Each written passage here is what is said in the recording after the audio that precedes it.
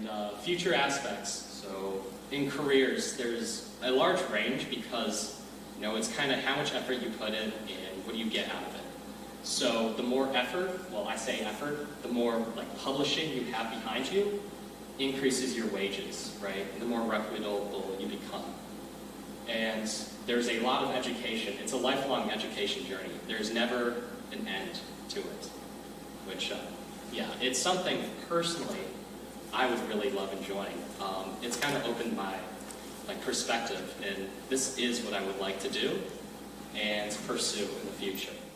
So I'm Mitchell, and over my summer I did a biomedical internship.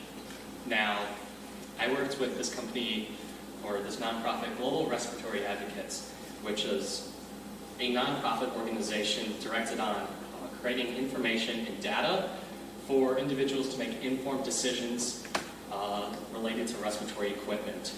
Now, I learned a lot of skills when I was on this job, specifically here.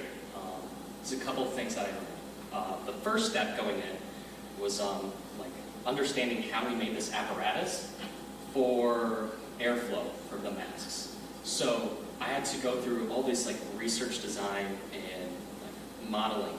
So for the first thing I learned was Fusion 360 and kind of the whole build design, additive manufacturing and other processes like subtractive, which we didn't get to use during this part, but some of the ideas came along. For example, one thing we did plastic or silicone injection molding, which what that uses is you use additive manufacturing to make the mold, and then because your material is silicone, which is a liquid, you inject it and wait for it to settle, and then you would get your desired piece. Whereas your typical, 3D printing doesn't work due to, the amount of time it takes for the material to cool.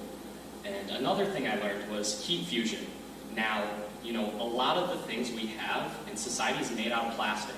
It was really, what I thought was really cool is you could take completely different things, heat them up, and combine them. What we did was we had this it seems like a cloth mask. However, it was a thermoset plastic as well. So what you could do is you could take whatever you put on the 3D printer, heat it up, and fuse it with this presumably cloth material. And the way we did this is we had, one of your scientific chem lab hot plates, crank that sucker up to 500 Fahrenheit, and basically melt the metal. And then once you have your metal to a certain temperature, using some the properties of specific plastics, you can combine them together, cool it down, and then it will create a seal on it. They would fuse together chemically.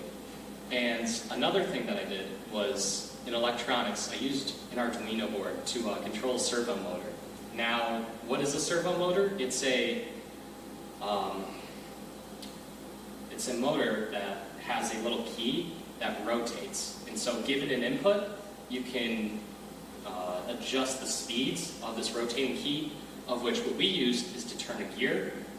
And how that servo works is there's a couple of parts to it, but basically you need a 5-volt input system, and I commonly learned to use Arduino. So I coded Arduino, making me just using pulse width modulation to inject the 5 volts into the servo, which then allows me to control this motor.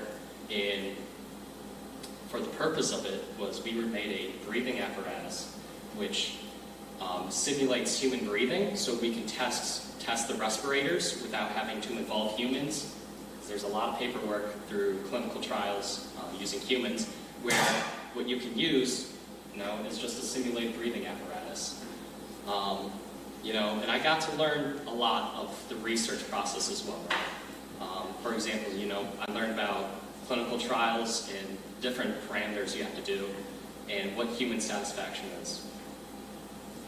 So this is the picture kind of the things with my colleague Owen Wolfhard, and I kind of went through it together, struggled along the way.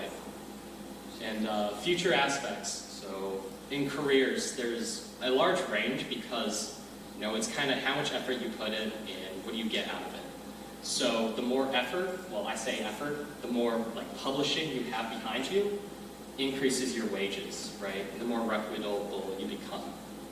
And there's a lot of education. It's a lifelong education journey. There's never an end to it, which, yeah, it's something personally I would really love enjoying. It's kind of opened my perspective, and this is what I would like to do and pursue in the future. And so I would like to thank Mark Millard for kind of showing me the engineering behind of it, teaching me the how the chemicals of plastics work in fusing. I'd like to thank Nick Roster for assessing my research skills, Dr. Liu for teaching me all my respiratory needs, and Owen Wolfhart, my great colleague, and James Barron and Miss Lang for help facilitating this to happen. Any questions out in the crowd? Yes? For silicone, and did you guys 3D print TPU, or was it silicone injection molding? So what we did is we 3D printed, if you see these white molds, we made that. And so a really cool thing with the silicone is we personally got a kit, which is glue and a starter to make the silicone. Now the issue with that is that there's it's not pure, right? It's not pure. There's air bubbles and stuff, which actually ruins the structural integrity of it. So we had to create our own vacuum chamber to take oxygen or all the other chemicals outside of the silicone and let it settle.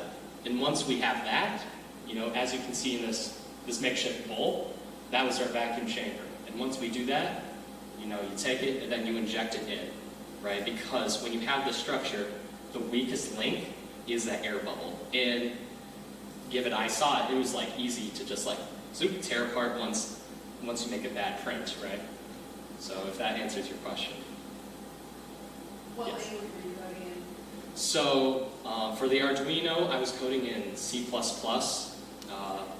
pretty basic. Well, thank you.